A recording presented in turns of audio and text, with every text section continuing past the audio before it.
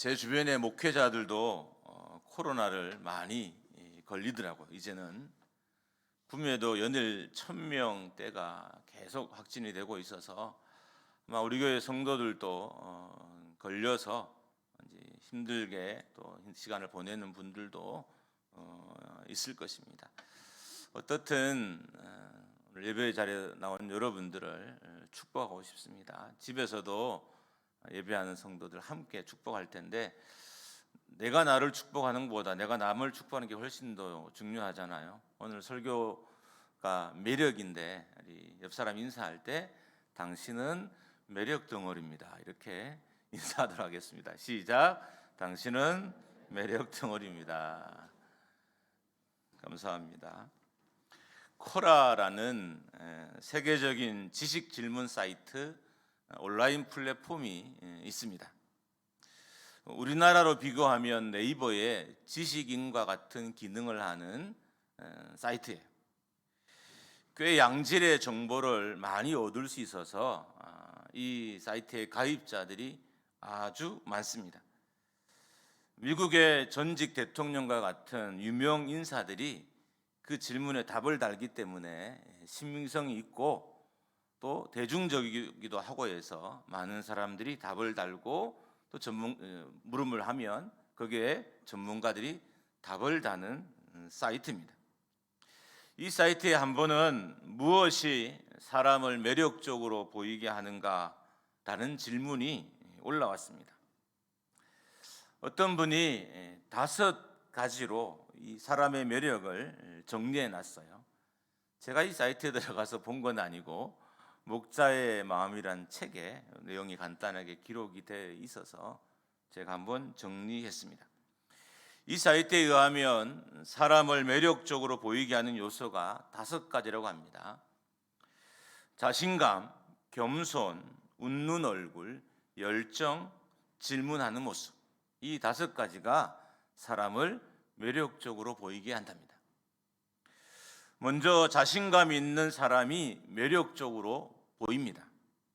열등감이나 낮은 자존감이나 지나친 겸손은 사람의 매력을 떨어뜨려요. 그래서 지나치게 사양하는 것, 지나치게 겸손하는 것도 어떻게 보면 십자가를 잘 표현하는, 십자가를 지고 하는 삶이라고 그렇게 우리가 스스로 위로받을 수도 있겠지만, 실제로는 지나친 겸손은 교만일 가능성도 되게 높습니다. 지나치게 자신을 과신하는 것도 문제지만 지나치게 열등하게 여기는 것도 문제입니다. 그래서 자신감이 있는 사람이 매력적으로 보인다고 합니다. 두 번째로는 겸손한 사람이 매력적으로 보입니다. 높은 지위에 있으면서도 겸손하게 말하는 사람, 많은 것을 알면서도 아는 척하지 않는 사람이 매력적으로 보입니다. 과시하는 사람은 매력적으로 보이지 않는다는 의미입니다. 제가 전에 교회를 섬길 때 그 교회에서 목회자들을 대상으로 한 세미나를 항상 열었어요. 이 세미나에 정말 많은 목회자들이 오고 우리나라에 내노라 하는 강사분들이 강사로 서요. 그럼 저는 이제 하는 일이 강사들의 스케줄을 정리를 해서 그분들을 숙소에 모시기도 하고 행사 전체를 운영하는 일을 했는데, 그래서 강사들의 특징이 제 눈에 금방 구분이 되더라고요. 그 중에 제가 정말 겸손하다라는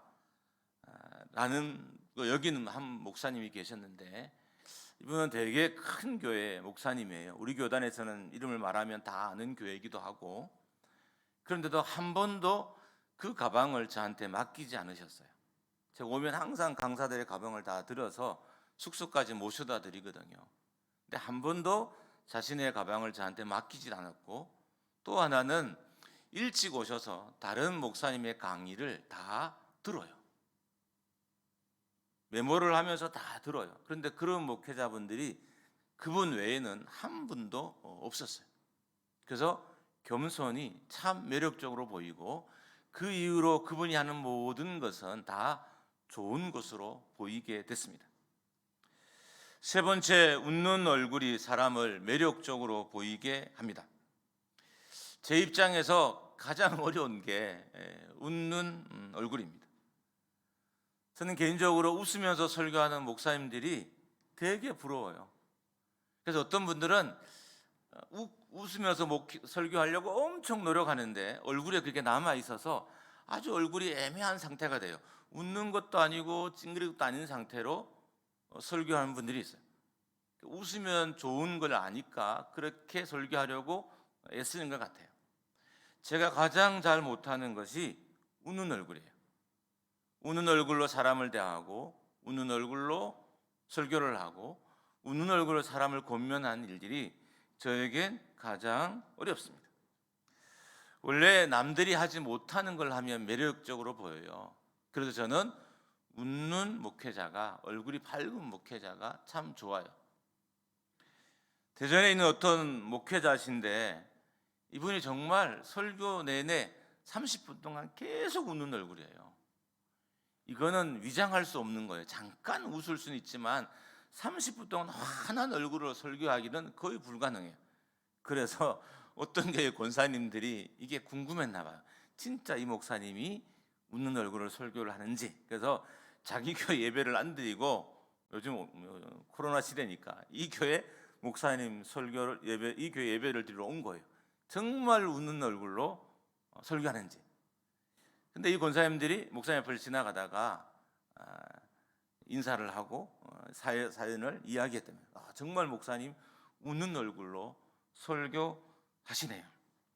저 경우는 정말 부러워요. 그래서 성도들도 얼굴이 환한 사람이 저는 개인적으로 되게 부럽습니다.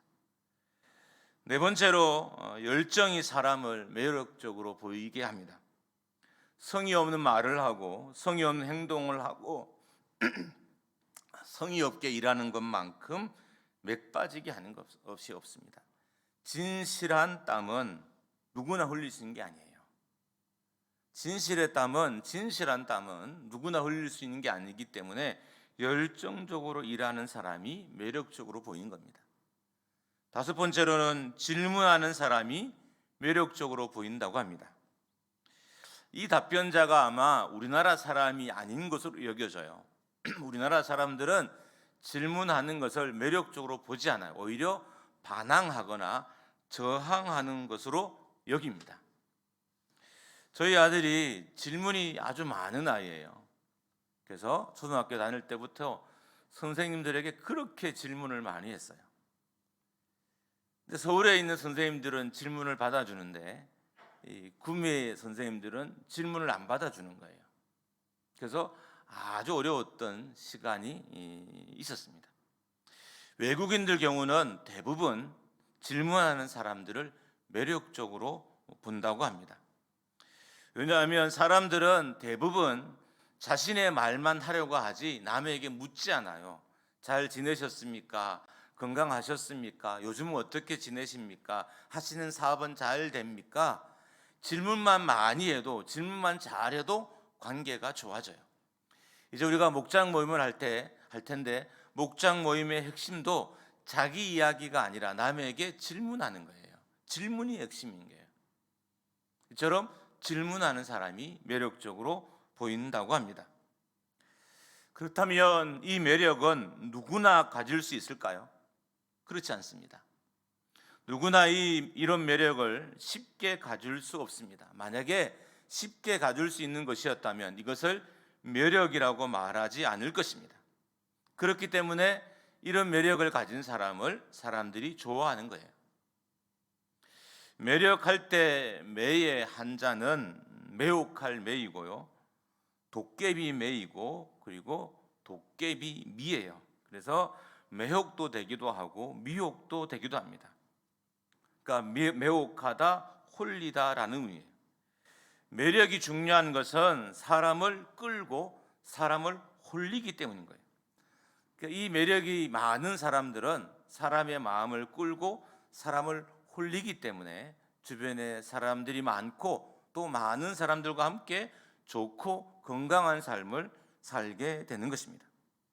그래서 누구 주변에 사람이 많으냐? 매력이 많은 사람들 주변에 사람이 많아요. 왜? 사람이 끌리기 때문에.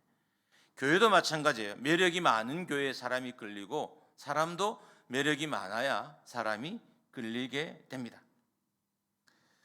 매력에는 끌림이 있고 이 끌림으로 인해서 영향력이 만들어지고 영향력으로 인해서 역사가 만들어지게 되는 겁니다. 그래서 매력이 있는 사람이 역사를 만들어요. 대통령도 매력 있는 대통령이 큰 일을 하고 목회자도 매력 있는 목회자가 큰 일을 하고 성도도 매력 있는 성도들이 세상에서나 또 가정에서나 교회에서나 자기 일들을 잘 감당할 수 있습니다. 외모가 매력적이고 풍기는 것이 매력적인 사람은 무엇을 해도 덕을 봅니다. 이런 거예요. 음식점의 매력은 맛이잖아요. 그런데 주인이 너무 좋아서 단골이 되는 경우도 있어요. 원래 음식점은 맛에 끌리는 거예요. 근데 사람이 좋아서 맛은 그냥 보통이지만 그 음식점을 계속 가게 하는 것이 이게 매력의 힘이에요. 매력은 커피숍인데 커피의 맛과 관계없이 계속 방문하게 하는 힘이 있어요. 커피 맛은 어떻게 보면 정말 전문가가 아니면 잘 구분하기가 어려워요. 제가 커피를 로스팅한 지가 3년이 넘었어요.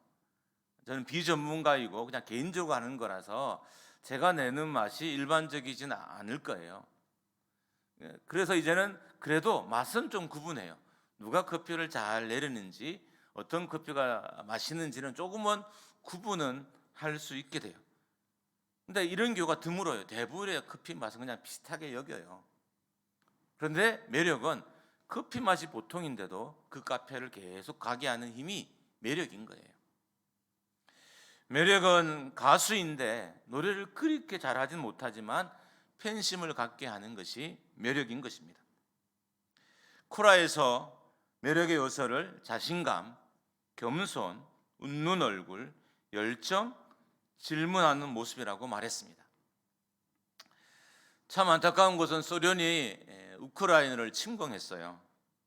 일어나면 안 되는 일, 일어나지 않았으면 하는 일이 일어났습니다. 일간지 기사에 이런 기사의 제목이 실렸더라고요.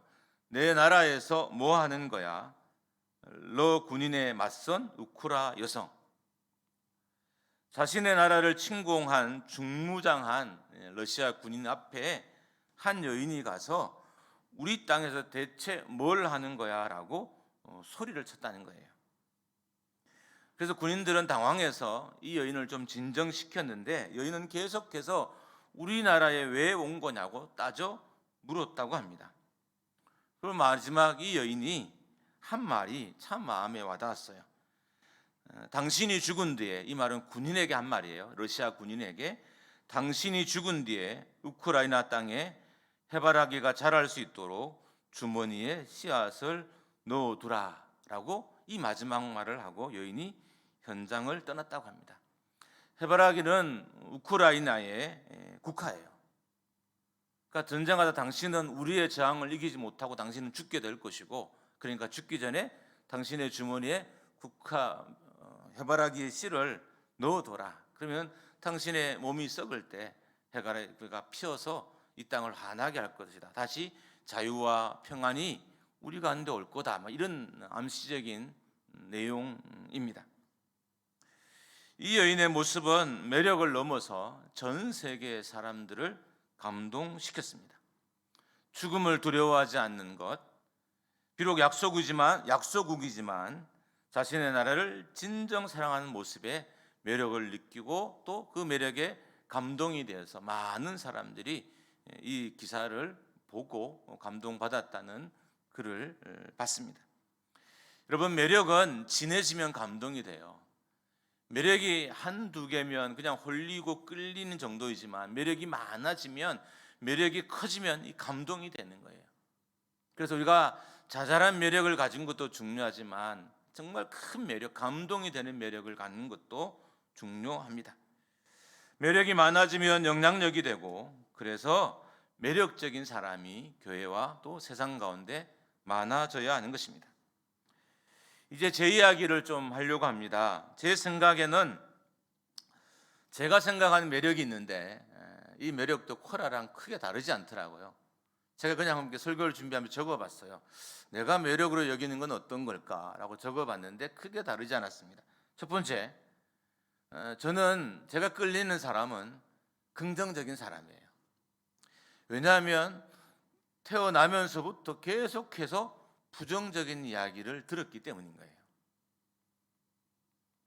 사회가 그랬고 시대가 그래서 부정적인 이야기가 훨씬 더 많았어요. 그래서 원래 매력이란 것은 조금만 달라 보여도 매력처럼 느껴지잖아요.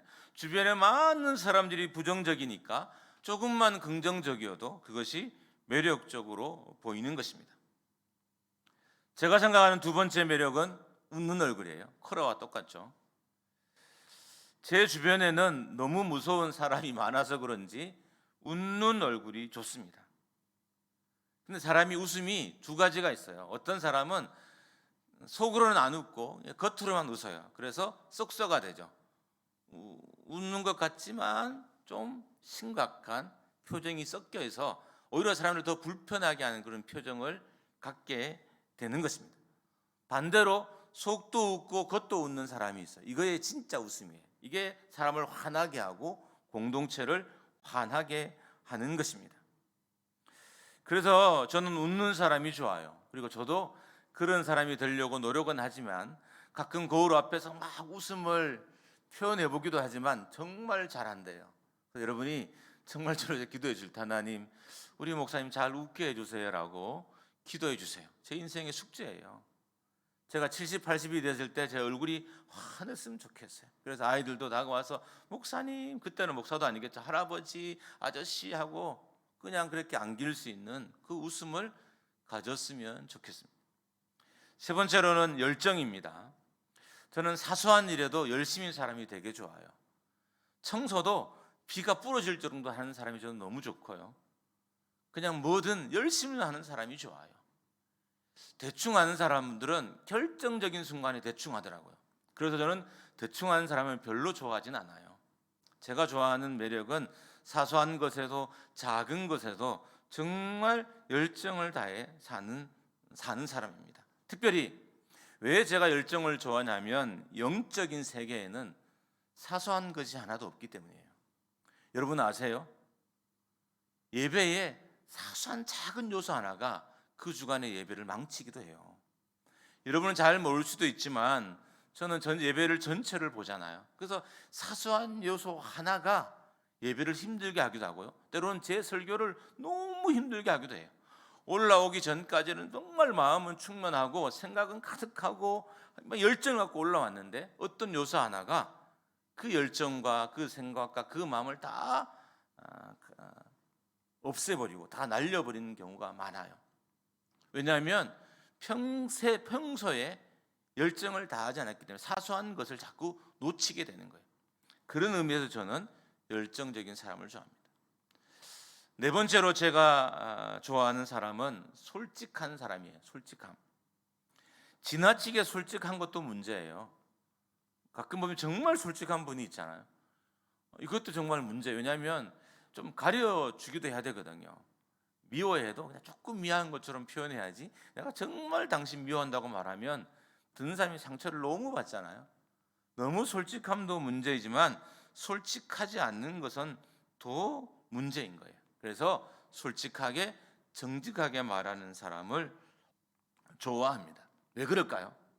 솔직하면 문제가 쉽게 해결되더라고요. 왜 그렇게 생각하는지 정직하게만 말해줘도요, 교회의 문제가 쉽게 해결돼요.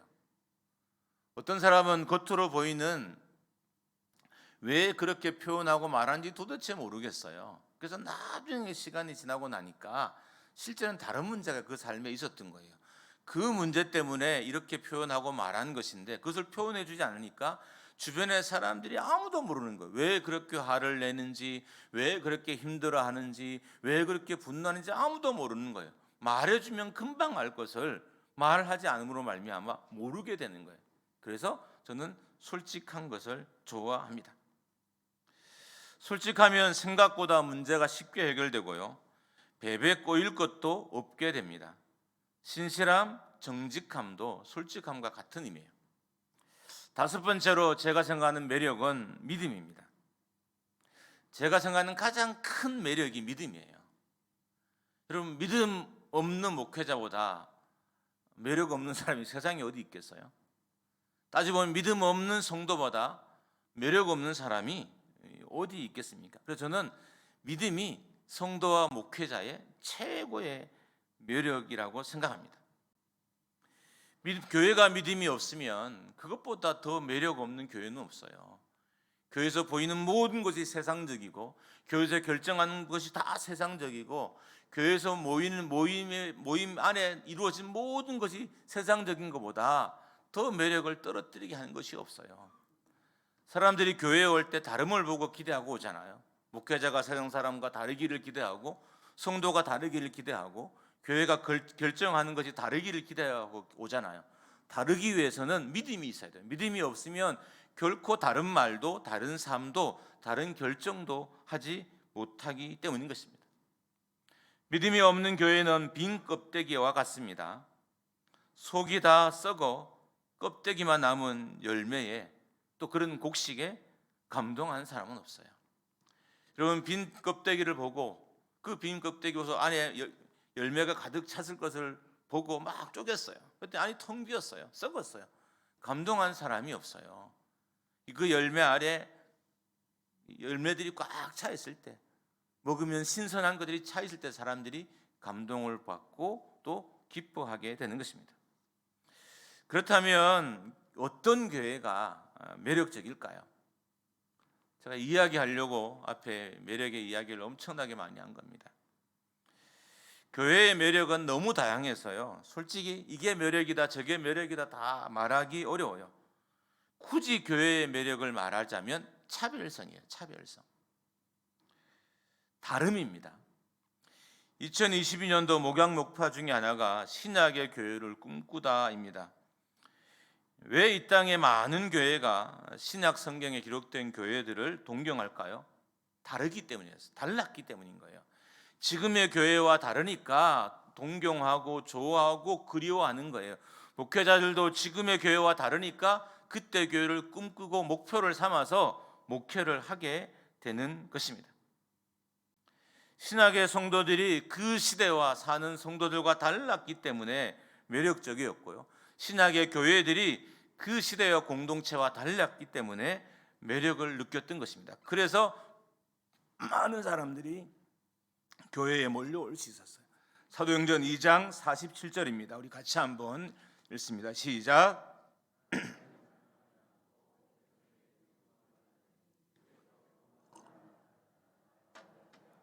아멘. 신약의 교회는 세상 사람들에게 칭찬을 받았는데, 왜 칭찬을 받았을까요? 달랐기 때문에, 차별되었기 때문에 칭찬을 받은 거예요. 교회가 세상과 다르게 보이니까, 교회 다니는 성도들이 세상과 다르게 보이니까 그것이 매력으로 느껴졌고요, 거기에 매력을 느낀 많은 사람들이 교회로 몰려왔던 거예요. 그래서 날마다 구원받는 수가 초대교회 가운데, 신약의 교회 가운데 많았던 것입니다.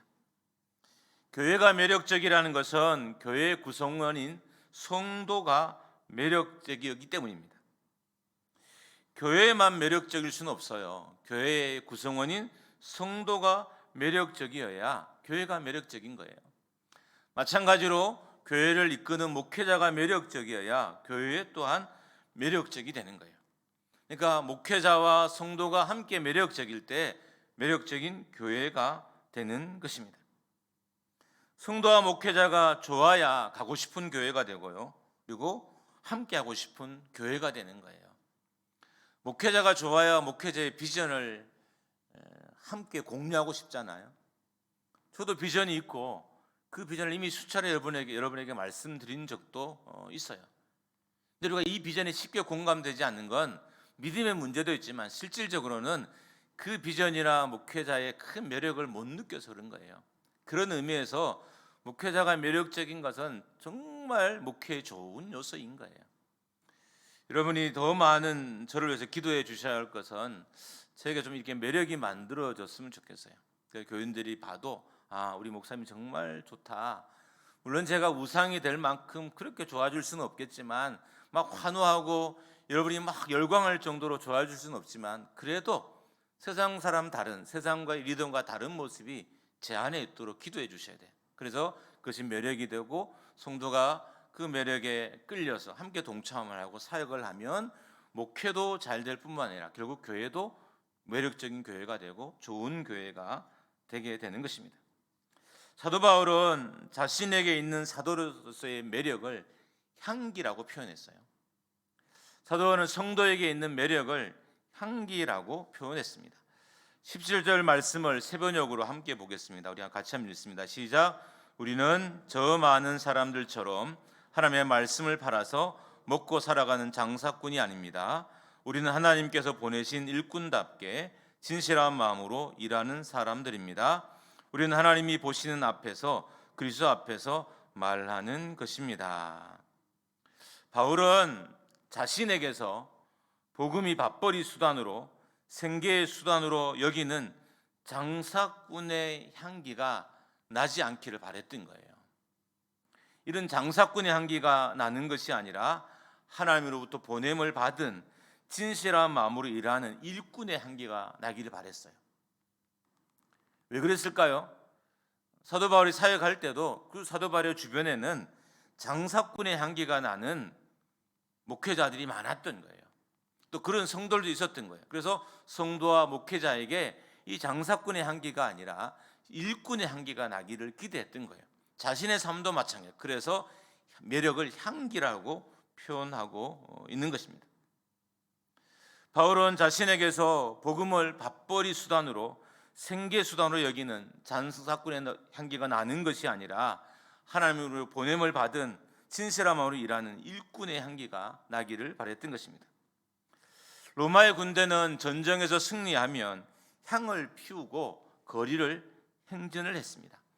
어떤 사람은 향수를 뿌렸다 하기도 하고요, 어떤 사람은 향을 피웠다기도 해요. 오늘 본문은 해석하기가 되게 어려운 본문 중에 하나예요. 그래서 이런저런 자료들을 다 모으면 어떤 사람은 향을 피웠다고 하기도 하고 어떤 사람은 향수를 뿌렸다기도 해요. 그래서 이 향수가 나면 전쟁에서 이긴 거예요. 승리의 향기인 거죠. 승리의 향기가 길거리에 나면 사람들이 전쟁에서 이겼다라고 생각했다고 합니다. 오늘 말씀을 통해서 저는 두 가지 향기가 우리에게 났으면 좋겠어요. 첫 번째 향기는 승리의 향기입니다. 영적인 싸움에서 진 패배의 향기가 아니라 영적인 싸움에서 싸운 이긴 승리의 향기가 우리에게 나야 된다는 거예요. 이미 우리는 이김을 주신 하나님도 우리 가운데 있고요, 승리를 보장해 주신 성령도 우리와 함께 있어요. 그러니까 우리는 실패할 수 없는 사람들인데 우리가 믿음이 없어서 실패하고 좌절하고 자꾸 넘어져요. 그래서 실패 향기가 우리 속에 나는 거예요. 지난 한 주간도 하나님의 백성으로 사는 것을 실패했구나. 실패 향기를 풍기면서 예배하는 것을 하나님이 기뻐 받으실까요? 아니죠. 승리의 향기를 풍기면서 예배하는 것을 하나님이 기뻐하시는 거예요. 그래서 성도와 목회자는 승리의 향기를 풍겨야 하는 것입니다. 승리의 향기가 성도의 매력이라는 거예요. 반면에 포로들에게는 실패의 향기가 났습니다. 이 개선 행렬에는, 로마 군대의 개선 행렬에는 로마의 군인들도 있고요, 그리고 포로들도 함께 걸었어요. 그러니까 앞서 걷는 로마 군인들에게는 승리의 향기가 났고요, 반대로 잡혀오는 포로들에게는 패배의 향기가 났어요. 그래서 이 장면을 연상하고 사도 바울은 성도들에게는 이런 패배의 향기가 나는 것이 아니라 승리의 향기가 나야 된다라고 권면하고 말하고 있는 것입니다. 교회도 마찬가지예요. 교회도 패배의 향기를 풍기면 안 돼요. 영적인 싸움에서 승리한 승리의 향기를 풍기고 그 승리의 향기가 예배를 통해 하나님께 올려지는 것. 이런 향기는 성경에서 되게 중요한 역할을 하는데 대부분의 향기는 하나님을 기쁘시게 하거나 대부분의 향기는 하나님께 올려지는 것으로 묘사가 돼요. 승리의 향기를 풍길 때 하나님께서 그 승리의 삶을 받으시고 우리가 하나님께 올려지는 것들을 받으신다는 의미예요. 그런 의미에서 여러분과 저는 승리의 향기를 풍겨야 하는 사람인 것입니다. 세상과 싸워서 이기는 승리의 향기, 자신과 싸워서 이기는 승리의 향기, 죄와 싸워서 이기는 승리의 향기, 세상의 문화와 관습과 우상과 싸워서 이기는 승리의 향기를 우리가 풍겨야 된다는 겁니다. 그런 의미에서 여러분은 지난 한 주간 어떻게 사셨습니까? 우리가 패배의 삶을 살고 패배의 향기를 풍기면서 예배하는 것과 승리의 삶을 살고 승리의 향기를 풍기면서 사는 예배는 완전히 다른 거예요. 군인들이 훈련을 마치고 돌아왔을 때 풍기는 아우라는 달라요. 휴가 갔을 때 돌아오는 그 아우라와 군인들이 훈련을 마치고 긴 훈련을 마치고 길어야 한 15일 정도의 훈련이겠죠. 또 특수부대는 훨씬 더 길지만 짧으면 10일, 길으면 15일 정도의 훈련을 마치고 돌아왔을 때의 병사들의 아우라는 달라요. 군복은 꾀죄죄하고 얼굴도 꾀죄죄하지만 풍기는 아우라는 완전히 다른 것입니다. 성도도 마찬가지예요. 교회가 승리하는 교회가 풍기는 향기가 달라요. 사람들이 교회에 왔을 때 느끼는 기운이 있다고 하잖아요. 패배를 하는 교회는 패배의 향기가 기운이 느껴지고요. 승리하는 교회는 승리의 기운이 느껴지는 거예요. 그래서 사람들이 교회의 기운을 느끼는 거예요. 마찬가지로 사람도 마찬가지예요. 사람도 한 주간의 삶을 이기고 승리하면 승리의 이 아우라가 그 사람의 삶에서 보여지는 것이고요. 실패의 삶을 살면 실패의 아우라가 그 사람을 통해서 풍겨지는 거예요. 교회와 성도는 한 주간의 삶을 세상에 살면서 이겨서 반드시 승리의 향기를 풍겨야 하는 것입니다. 죄와의 싸움에 져서 실패의 향기를 풍긴다면 교회는 매력을 상실하게 됩니다. 우리가 일상의 작은 싸움에서조차도 실패한다면 매력이 없는 교회로, 매력이 없는 성도로 전락하게 되는 거예요. 여러분, 대부분 우리의 삶은 크고 웅장한 싸움이 아니에요. 여러분이 세상에 싸운 싸움은 대부분 작은 싸움이에요. 아주 사소한 싸움이에요. 그 사소한 싸움에서 이걸 이길 때 내가 영적인 매력을 갖게 되고 그 이김의 아우라가 예배 드릴 때, 교회를 사역할 때, 섬길 때 나타나는 거예요. 세상을 싸워서 실패하고 돌아왔을 때 교회를 섬기면 실패의 아우라로 섬기는 거예요. 주일학교 예를 들면 선생님이 한 주간 동안 실패하고 살았어요. 그 아우라가 선생님이 찬양을 인도할 때도, 아이들에게 레크리션을 할 때도, 아이들에게 공부할 때도 다 우러나오는 거예요. 목회자도 마찬가지예요. 목회자가 한 주간 동안 승리의 삶을 살고 승리의 아우라를 풍기며 설교하는 것과 목회자가 실패의 삶을 살고 실패의 아우라를 풍기면서 설교하는 것은 완전히 다른 거예요. 여러분도 동일한 거예요. 한 주간을 정말 열심히 믿음으로 싸워 말씀으로 싸워서 이기고 승리해서 이곳에 와서 예배할 때와 지고 실패한 후에 와서 예배할 때는 완전히 다른 아우라가 여러분의 기운이 여러분에게 나오게 되는 것입니다. 승리는 교회가 풍겨야 될, 교회 가지고 있어야 될 매력이고요. 이 승리의 향기를 풍기는 것이 곧 매력적인 교회가 되는 것입니다. 예수 그리스도께서 십자가로 죄를 이기시고 세상을 이기시고 어둠을 이기셨기 때문에 이미 우리는 승리가 보장된 사람이에요. 믿음으로 나가면 세상의 그 어떤 것도 다 이겨낼 수 있는 사람인 거예요. 근데 우리가 믿지 않으니까, 믿음이 없으니까 사소한 것에부터 지고 실패함으로 말미암아 실패의 향기를 풍기면서 실패의 아우라를 풍기면서 예배하고 하나님을 섬기게 되는 것입니다. 이제 목찬교회가 다음 주부터 승리의 향기를 풍기는 교회가 되기를 주님의 이름으로 축원합니다. 할렐루야. 한 주간 이기고 오십시오. 직장에서 이기고 오십시오. 가정에서 이기고 오십시오. 저도 한 주간 정말 열심히 싸워서 이기고 오겠습니다. 그래서 승리의 아우라를 풍기면서 말씀을 전하고 여러분 승리의 아우라를 풍기면서 말씀을 듣고 예배를 드리는 역사가 우리 가운데 일어나기를 주님의 이름으로 축복합니다. 두 번째로 우리가 풍겨야 될 향기는 거룩함의 향기입니다. 다른 말로 하면 순전함의 향기입니다. 15절의 향기란 헬라어는 유오디아인데 이 유오디아는 그냥 이렇게 냄새를 의미하는 게 아니에요. 기분 좋은 향기를 말해요. 그러니까 사람을 찌푸리게 하는 향기가 아니라 사람을 인상 쓰게 하는 향기가 아니라 사람을 기쁘게 하는 되게 좋은 향기를 유오디아라고 합니다. 더 나아가서 하나님을 기쁘시게 하는 것을 의미합니다. 어떤 의미냐면 거룩함이, 순전함이 하나님을 기쁘시게 하는 향기라는 거예요. 우리가 향기를 품겨야 되는데 거룩함의 향기를 품겨야 된다는 거예요. 우리가 세상을 거룩하게 살 때, 내가 거룩한 삶을 살 때 이 향기를 풍기게 되고, 이 향기는 하나님께 올려지는 것이 되는 것입니다. 결국 어떤 교회가 매력적이느냐, 거룩함을 위해 투쟁하듯이 싸우는 성도가 많은 교회가 매력적인 교회가 되는 거예요. 세상과 더불어 살아가는 사람, 세상에 속해서 세상과 함께 즐기며 살아가는 사람을 통해서는 이 거룩함의 향기가, 이 하나님이 기뻐하시는 향기가 나올 수 없다는 거예요. 세상에서 거룩함으로 살기 위해서 매일 방법을 치며 싸우는 그 사람을 통해서 거룩함의 향기가 나오고, 이 향기는 결국 하나님께 올려지게 된다는 것입니다. 거룩함이 교회의 매력이고, 거룩함이 성도의 매력이라는 것입니다.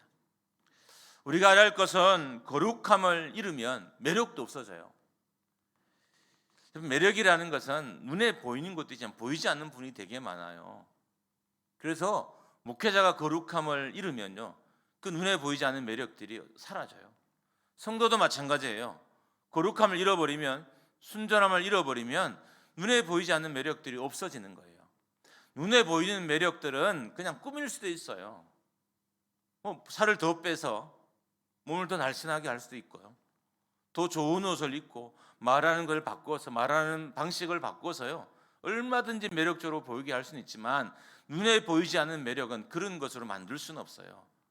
그런 매력은 거룩함으로 만들어지는 거예요. 내가 직장에서, 내가 가정에서, 내가 교회에서, 내가 세상에서 거룩하고 살려고 할 때 이 매력이 만들어지고요, 이런 사람들에게서 향기가 나게 되는 거예요. 그리고 그런 향기를 하나님께서 받으시는 것입니다. 문제는 거룩하지 않으면 능력이 사라지게 된다는 거예요. 교회가 거룩을 잃어버리면 매력도 없어지지만 능력이 없어지는 거예요.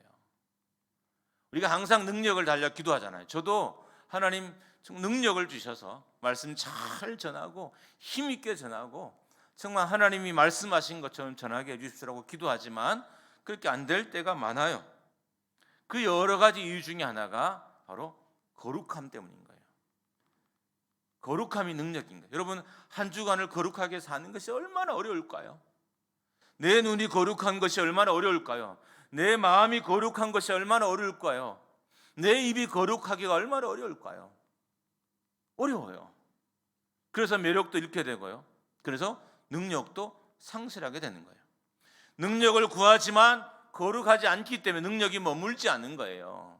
성령의 능력은 잠깐 우리에게 머물게 하지만 거룩한 삶이 성령의 능력을 오랫동안 머물게 하고, 거룩한 삶이 성령이 오랫동안 내 삶에 역사하게 한다는 거예요. 지속적으로 만드는 것이 거룩이에요. 잠깐의 능력이 임하기도 하고요, 잠깐의 역사하기도 하고, 하나님이 우리를 불쌍히 여기고 긍휼히 여기 있어서 고치고 낫게 하시기도 하고요, 기적도 주시기도 하시지만 그 능력을 오랫동안 머물게 하는 것은 거룩이에요. 그래서 거룩한 교회가 매력적이 되고, 거룩한 교회가 향기를 풍기게 되고, 그래서 결국 능력도 갖게 되는 것입니다. 능력을 구하지만 능력을 경험하지 못하는 것은 교회가 하나님께 드려지는 거룩한 제물이 되지 못하기 때문입니다. 거룩을 잃어버린 교회는 사망의 냄새가 납니다. 만약에 우리에게 세상의 냄새, 사망의 냄새가 난다면 그것은 우리가 거룩함을 잃어버렸기 때문인 거예요. 여러분, 영적인 지표들은 되게 정확해요. 그래서 솔직히 정확하게 말하면 그냥 보면 알아요. 느낄 수 있어요. 여러분, 느끼지 않나요? 이건 그냥 느껴지는 거예요. 저에게서 거룩함의 향기가 나는지, 세속적인 향기가 나는지, 성도들에게서 거룩함의 향기가 나는지, 세상적인 향기가 나는지 그냥 다 느껴질 수 있어요. 말하는 것, 표정들, 일하는 방식들 보면 금방 알아요. 모르지 않다는 거예요, 우리가요. 그런 의미에서 우리가 사명의 냄새가 내 안에 나고 있는지를 잘 살펴야 됩니다. 하나님, 행여 내 입에서 사명의 냄새가 나지 않게 해주십시오. 할렐루야. 하나님, 내 삶에서 사명의 냄새가 나지 않게 해주십시오. 할렐루야. 그렇게 되기를 주님의 이름으로 축원합니다. 사명의 냄새가 나는 것은 거룩함과 순전함을 잃어버렸기 때문입니다. 교회는 장사꾼의 이미지를 버려야 됩니다. 목회자와 성도도 야바이꾼의 이미지를 버려야 됩니다. 바울이 왜 사례 없이 복음을 전했을까요? 바울은 사례 없이 복음 전하는 것으로 되게 유명했어요. 그래서 텐트를 만들어서 필요한 선교비로 또 자기의 사역을 유지했어요. 왜 그랬을까요? 사도 바울이 이 사역이 하나님이 일하는 것이 얼마나 거룩한 것인지, 얼마나 영광스러운 것인지를 증명하기 위해서인 거예요.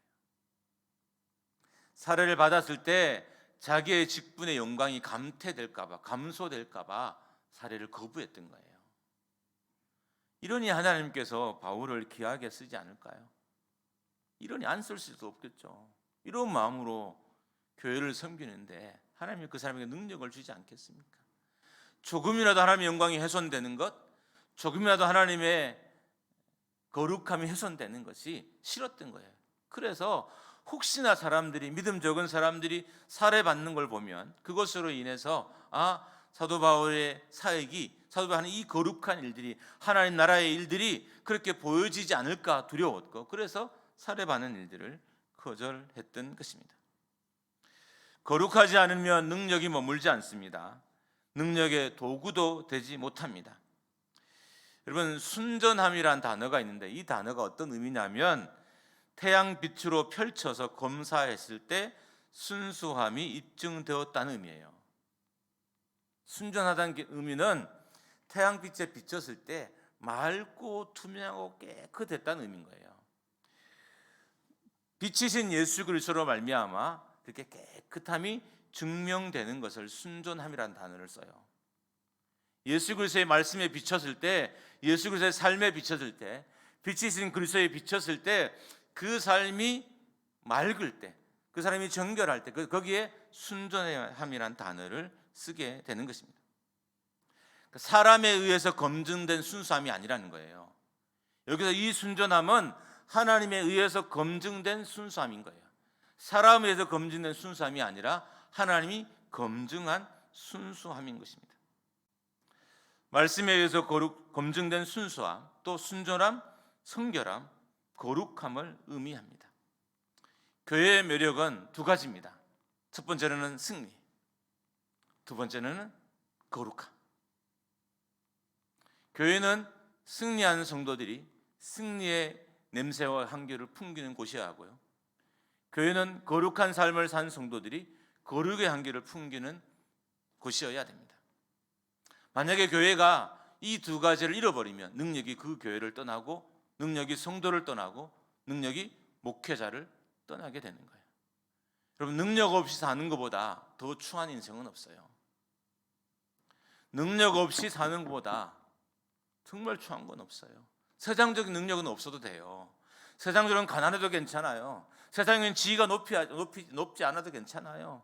세상에는 병들게 살아도 돼요. 그렇게 살 수 있어요. 얼마든지 다 살 수 있어요.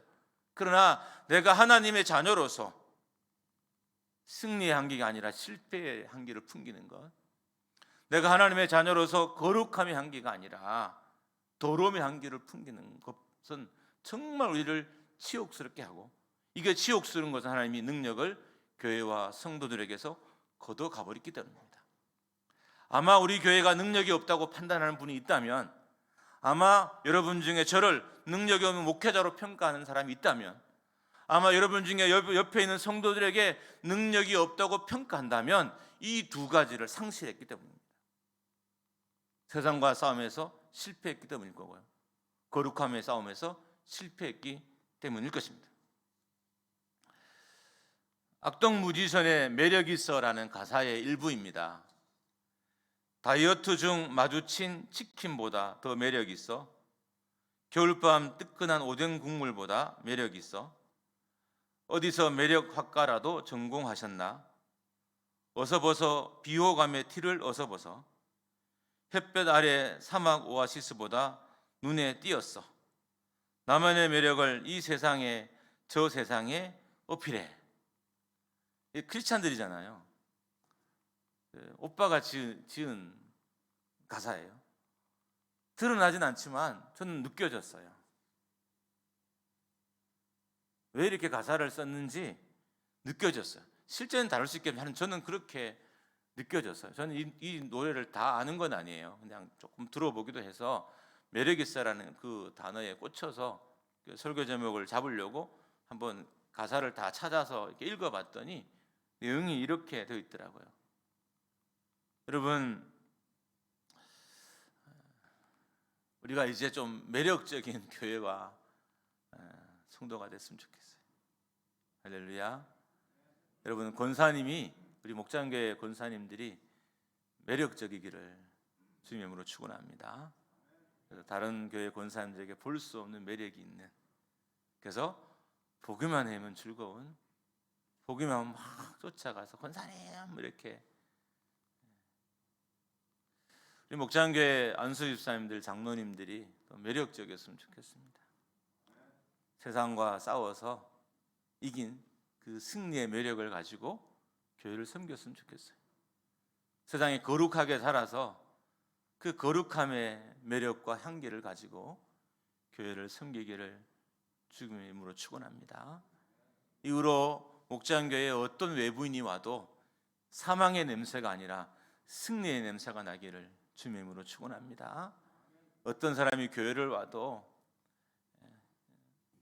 더러움의 냄새가 아니라, 불쾌한 향기가 아니라 정말 순전함의 거룩함의 향기가 나는 교회가 되기를 주님의 이름으로 축원합니다. 세상과 다른 매력이 우리 안에 보여줬으면 좋겠습니다. 저도 노력하겠습니다. 한번 매력적인 목회자가 되어 보려고 노력은 하겠습니다. 여러분도 같이 노력해 주십시오. 목회자들이 매력적이 되고 또 교회 중직자들이 매력적이 되고, 그러면 우리 아이들도 세상에 매력적으로 살 거예요. 뭐 본 것이 있어야 세상을 살아가죠. 매력적으로 산 사람을 봤어야 어떻게 살아가죠. 못 봤는 건 못 사는 거예요. 늦었지만 이제라도 좀 우리가 보여주는 삶을 살았으면 좋겠습니다. 그래서 하나님의 능력이 머무는 공동체가 되기를 주님의 이름으로 축원합니다.